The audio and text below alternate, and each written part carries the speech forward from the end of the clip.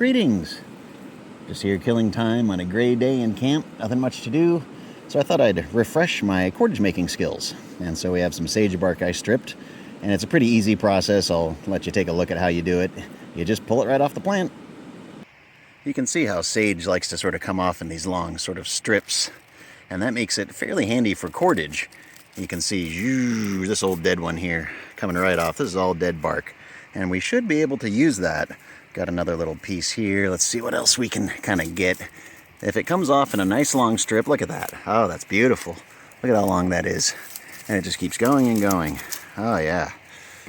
Maybe get another one here. Oh, there's another good one there. Maybe not. As long as it's long enough. There it is. That's maybe long enough.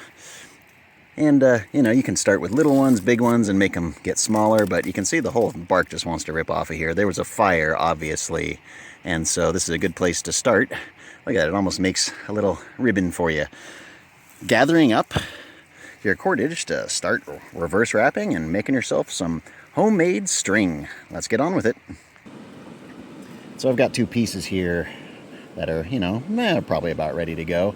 Now here is the technique.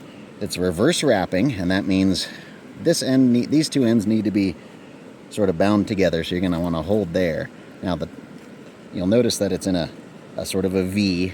The top one is going to get twisted away from you, right?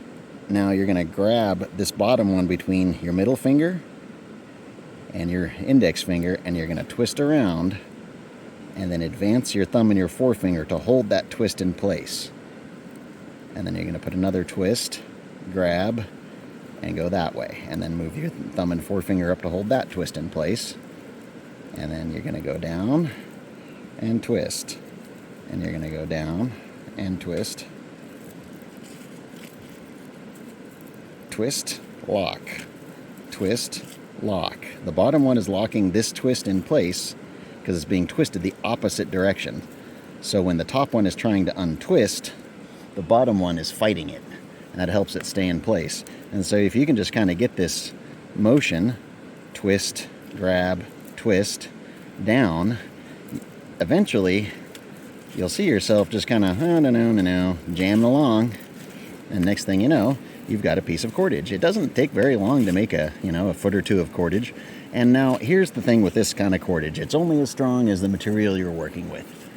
Just like any cordage, really, if it's made out of cheap stuff, it's just going to snap. But if it has multiple strands of good strong ones, you're not going to have too many problems. Now, what could you do with sagebrush cordage? Well, when I get this piece done, you'll see what it kind of starts to look like. It won't be that unfamiliar. This is basically how rope was made for a long, long time. This is still how it's made. They have machines that do this for us. They put the twists in so nobody has to sit here and give themselves, arthritis and carpal tunnel syndrome doing twisting. But this is how cordage was made by hand before anybody figured out how to make a machine to do it. You just twist. And there's an old sort of a tongue twister about a twister of twists and how he got twisted up and untwisted his twist and then yada, yada, yada. And it's because that was a job. Making rope was a job. Somebody had to sit there and spend their days twisting cordage around each other or bark or whatever. And you could use just about anything for this as long as it'll withstand the twisting. I find grass doesn't always want to withstand it, but I'm not even really looking. I'm just kind of glancing up and looking around. You can do this without even looking. It's just such an automatic thing. Now, at the end of it, what do we have? Looks kind of familiar now, doesn't that? That's a piece of string. And now what you can do is, for example, put a knot at the end here so that doesn't come untied, because those two ends are free. They're not cinched down to anything. So there's a knot. And, if it's good cordage, it'll hold up to taking a knot, and you can continue on down here with the same thing. We'll just keep twisting this away until we have a full piece. And one thing that I like to do with this is actually take the same plant, the same sage, and make a bundle out of its own bark. And that's really cool because it doesn't take any extra stuff. The plant makes its own bundle. And so if you can tie a knot in your cordage, it's probably pretty good cordage, And sage bark has been used. Look at that. That's not coming apart. Let me try and break it. Ah, that was every bit of my strength. I just about, that hurt right there, putting so much strain on it. The bone in that wrist got broken back in 2020, and that actually hurt the break because I was putting so much strain trying to pull this apart. There were a few little snaps you might have heard, but this cordage, this sage cordage, was used to make the oldest shoes in the world, and I've taken you to where they were found, or at least close to the spot they were found, at Fort Rock in Central Oregon, where they found a pair of sagebrush cordage sandals dated to more than 10,000 years old. So, sorry Phil Knight, sorry Nike. The ancient Oregonians had footwear down before you ever considered making a running shoe, you know. And so, there you go. There's some quick down and dirty sagebrush cordage. Again, you can use anything you want as long as it's got long, good long fibers like this, you know. You can find pieces. I mean, look at how long this strip is. I can make a good long piece out of this, you know. Why not get going on it? You know, this one's a bit weird. But you can see how it kind of, sometimes it can be brittle or not quite work, or, you know, come back here.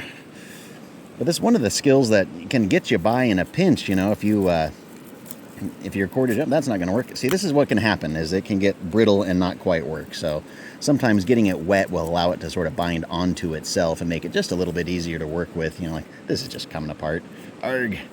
And it's up to you how thick of rope you want or how thin of rope you want, but it's just this process here. You know, you can see how this could be wet and bound together, and it would work pretty well. I'm going to try and use it dry if you just kind of gather it around.